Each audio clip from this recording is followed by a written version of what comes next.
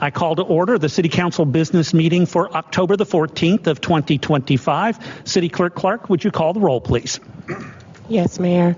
Councilmember O'Rear. Here. Councilmember Root. Here. Councilmember Williams. Here. Councilmember Roche. Here. Councilmember Pinkerton. Here.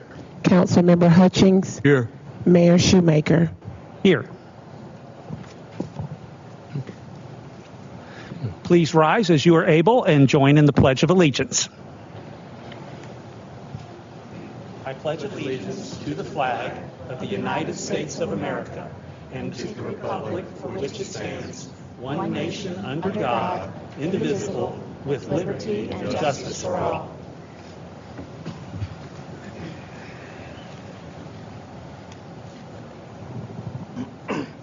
Each member of council has received a copy of the minutes for the September 9th, 2025 business meeting. Are there any corrections, deletions, or additions to the minutes? I have one. Under the executive session, the second paragraph, it says authorize the city administrator to expand funds. We need to strike that word and replace it with the word expend funds. Any other corrections? Hearing none, then the minutes will stand approved as amended. At this time, it's time for citizen comments, and we'll begin with Mandy Splawn.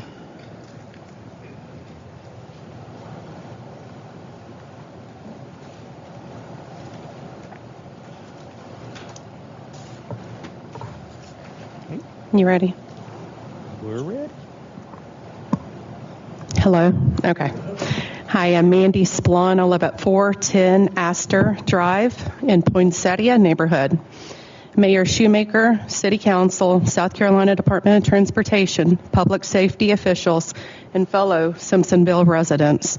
I am speaking today on behalf of Simpsonville residents and as a homeowner in Poinsettia regarding the City Council's resolution to install a crosswalk at Poinsettia and East Curtis Streets. That includes a fire station signal supported by the Simpsonville Fire Department. It is my understanding that the city received a grant to cover a portion of the cost and this crosswalk would be installed earlier this year. However, it has been brought to my attention by a city councilman that SCDOT is wavering on the installation of this crosswalk. Since the holdup of this crosswalk appears to fall on SCDOT, I would like to present some facts directly from SCDOT's website along with the National Highway Traffic Safety Administration. SCDOT has a South Carolina Pedestrian and Bicycle Safety Action Plan, the final report that was dated on May 13th, 2022. In that report, South Carolina roadway users are among those most at risk for pedestrian and bicycle crashes across the United States. South Carolina ranks 5th in the nation for pedestrian fatalities based on population from 2009 to 2019, with pedestrian fatalities increasing 80%, and bicycle fatalities have more than doubled across the state. Pedestrian and bicycle fatalities comprised more than 20% of all highway deaths in South Carolina. A total of 759 pedestrian fatal crashes occurred during a 5-year study from 2015 to 2019. The majority of those crashes involved a pedestrian that was struck by a vehicle while crossing the roadway at a mid-block location. In 2020, 16% of children ages 14 and younger killed in traffic accidents were pedestrians. Additionally, figures released by the National Highway Traffic Safety Administration in 2022 shows South Carolina bicycle and pedestrian death rates were among the worst in the nation.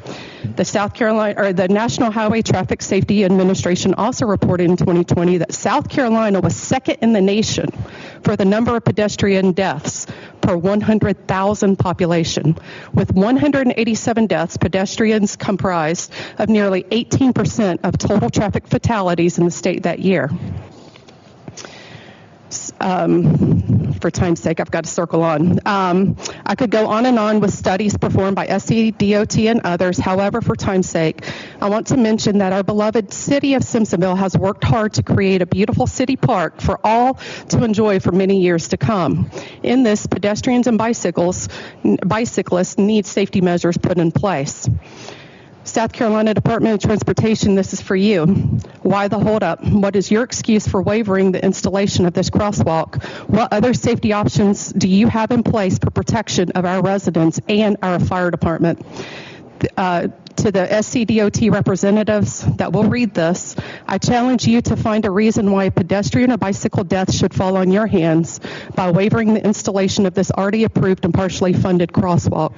I know I don't want the blood on my hands by not speaking up in this meeting, which is why I'm here tonight. Thank you for your time. Thank you. Next is Becky White. Point of order. Councilmember Roche. I'm wondering if Mr. Derby could maybe check that microphone before our next person speaks, because I don't know what it sounds like on your side, but we can't hear anything. Yeah.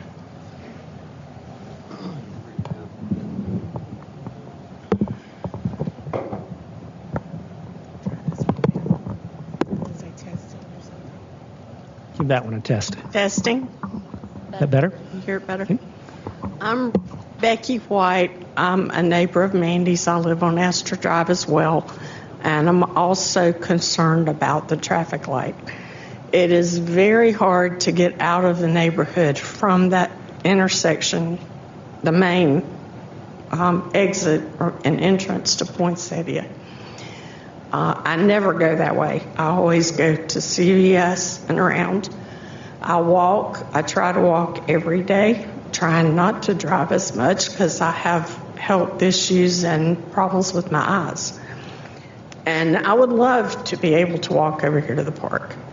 When the farmers market was behind First Baptist Church, I had no problems either walking over there or driving and finding a place to park. And I went every Saturday since 2020 until we moved the farmers market over here. And I have been 4 times since then. And every time I have driven over here, several times I just left because there were so many people and there was no parking. And I have started pulling into a parking space and had people step right in front of my car, right in front of me. Or backing out, the same thing, people walking right behind my car. And so I just don't go to the farmer's market anymore. And it would be nice if we were able to walk across. And that's really all I wanted to say. Okay. Thank you for listening.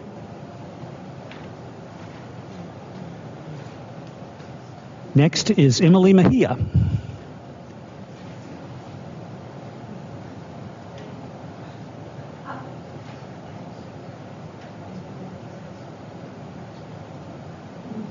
Hi there, good evening. My name is Emily Mejia. I live right down here in Poinsettia. My address is 101 Hillpine Drive.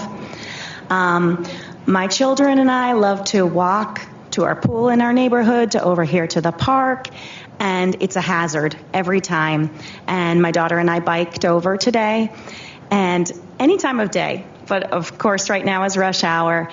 We counted over 50 cars. Nobody stopped for us. Of course, there's no crosswalk. And a fireman actually came out into the road and then said to us, we really need a crosswalk here. And I just wanted to echo the sentiment. Some of my neighbors have said the same and can't be here tonight. It's just a safety issue, a health issue, because we want to take care of ourselves and not always drive. Just 2 minutes here. We could definitely walk and make use of the space and make it safer for everyone. Thank you. Thank you. Next is Ann Miller.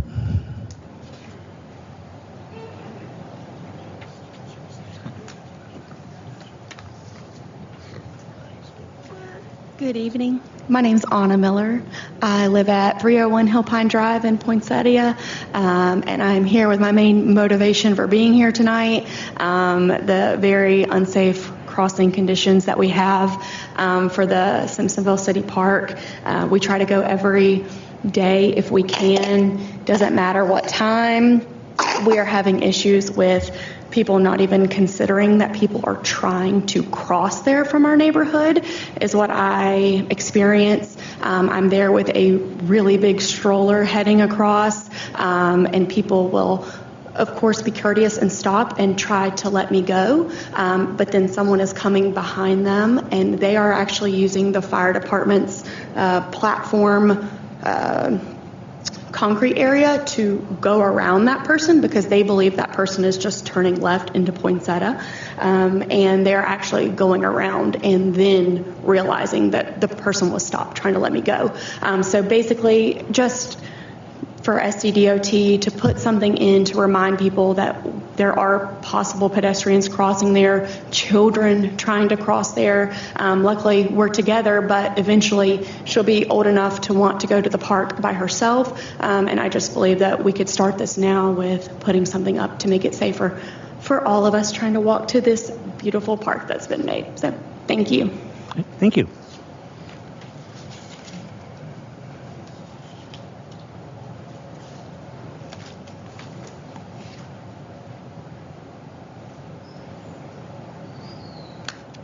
That concludes our citizen comments. Council, if you would pass this down to Clerk Clark for me, please.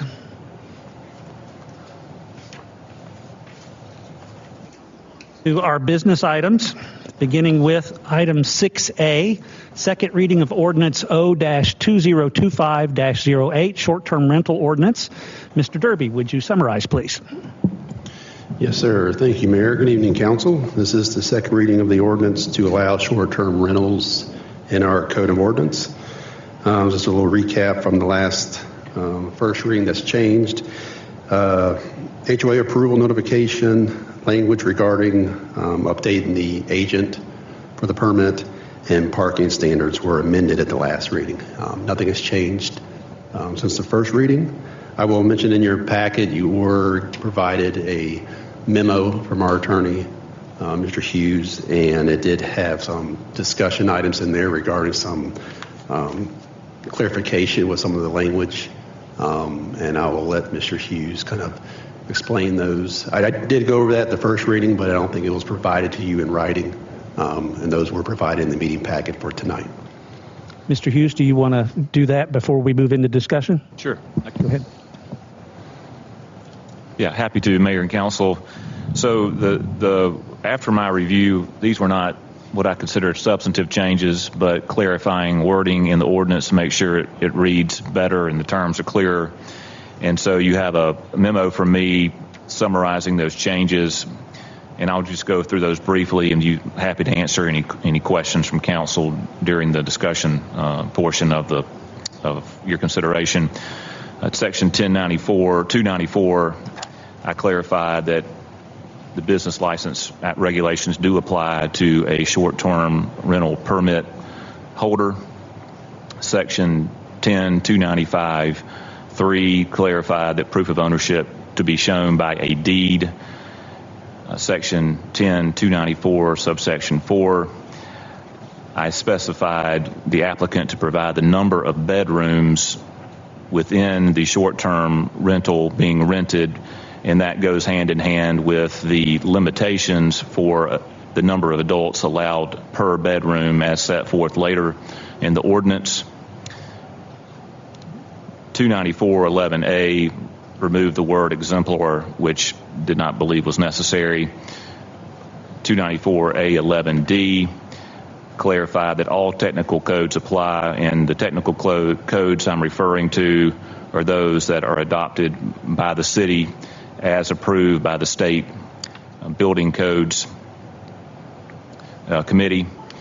295b, this language was confusing to me as the way it was written, so I clarified the fee and permit requirements. 297d, this established service upon a short-term rental agent, and I believe in the last meeting, I set forth the reason for this is that if there's a codes enforcement issue and the owner needs to be served and the owner lives out of state, it becomes very cumbersome and sometimes even impossible for our codes enforcement officer to perfect service upon the owner.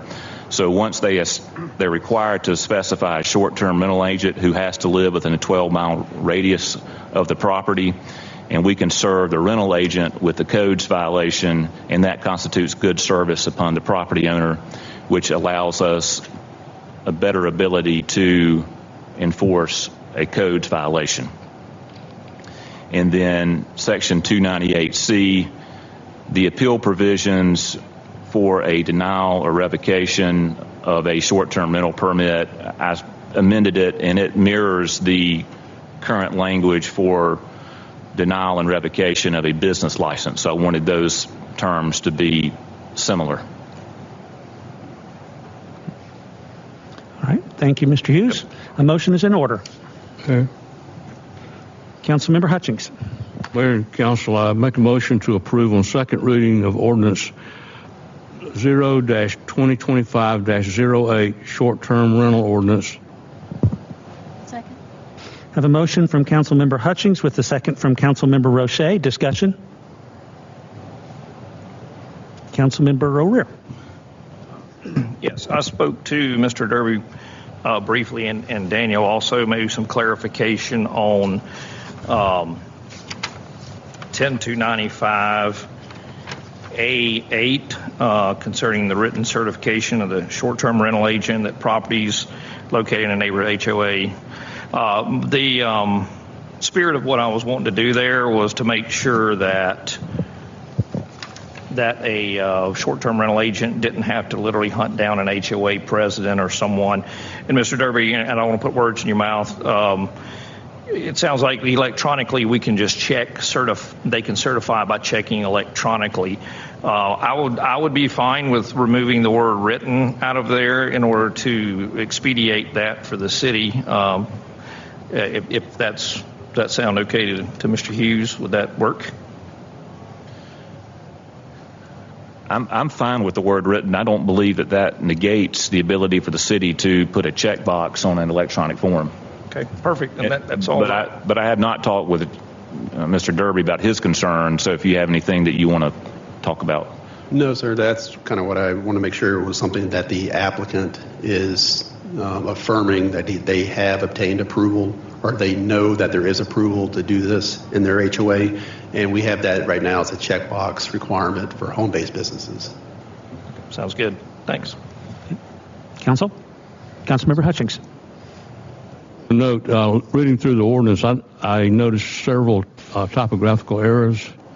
If you could proof it one more time, possibly you might be able to get that cleared up. I don't think any of that changes the meaning of the ordinance, but there's several typos in there. Point of order. Ask our city attorney, is that okay if we vote to approve this ordinance? Is it okay to correct the misspellings? If there's just misspellings, typographical, scrivener's errors, we can do that. Okay, thank you. Anything else from council? Hearing no further discussion, I'll call for the vote. On the motion to approve on second reading of Ordinance 0-2025-08 short-term rental ordinance, all those in favor signify by saying aye. Aye. All opposed signify by saying no. That motion carries by a vote of 7-0. Item 6B, second reading of TX 2025-02, miscellaneous refinements to the zoning ordinance. Mr. Derby, would you summarize, please? Yes, sir. Thank you, Mayor and Council. This is the other portion of this process. This is the zoning ordinance we're updating to reflect the ability to have short-term rentals in our residential districts. From the first reading, the only thing that was amended was the parking standard strike through, so nothing has changed from the first reading. Thank you. A motion is in order. Councilmember Roche. Mayor, I move that council approve upon second reading TX 2025-02 miscellaneous refinements to the zoning ordinance. Second. motion from Councilmember Roche with a second from Councilmember Williams. Discussion?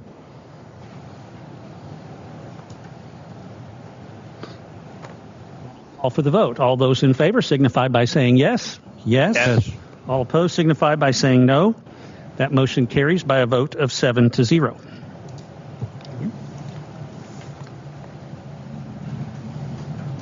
Item 6C, Planning Commission appointment. Mr. Derby, would you summarize, please?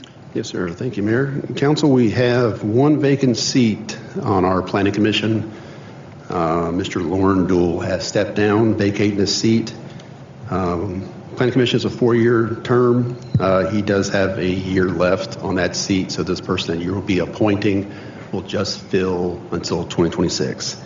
The city did receive 7 applicants in total. 5 of those were qualified. Staff did reach out to them to verify their qualifications. They have presented to you for selection for tonight, so you'll be selecting one of these people from this list. Okay. All right. All this begins to happen with a switch to this process. So, Council, if you will recall how this works, we have 1 opening to fill and 5 candidates. If you would, please, you've each received a ballot. If you would mark your ballot as round 1 in case we go to additional rounds so that we can, for the record, we can keep this straight. We do have 1 opening. So if you would please, from the list of 5 people on your ballot, choose the person that you are voting for and sign it and pass it down to Clerk Clark, or she will come by and pick them up to tally the votes.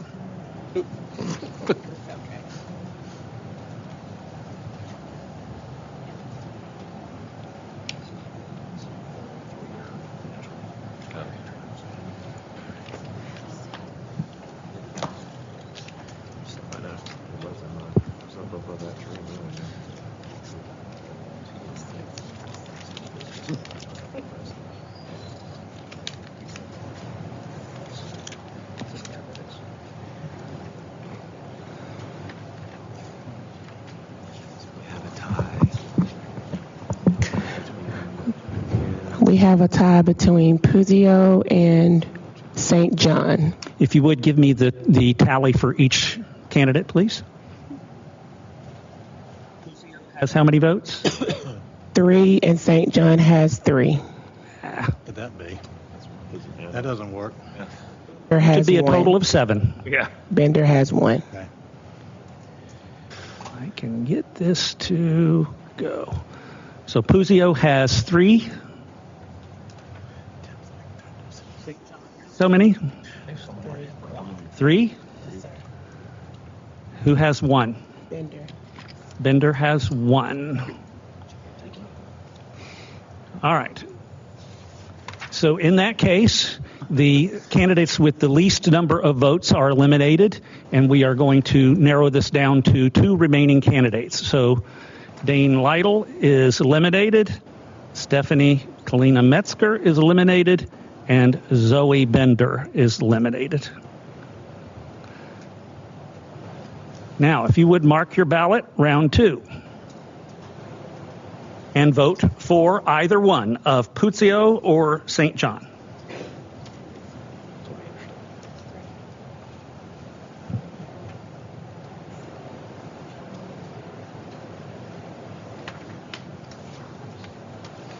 Just for clarification for those of you in the audience, it requires a majority of council that is present at the council meeting to appoint someone to a planning commission or election commission or something like this. So in this case tonight, a person has to have 4 votes to be appointed. And we go through a process of elimination of narrowing it down until we get to somebody who receives 4 votes. Puzio has 4 votes. St. John has 3. All right, so there it is. Our new planning commissioner is Aiden Puzio.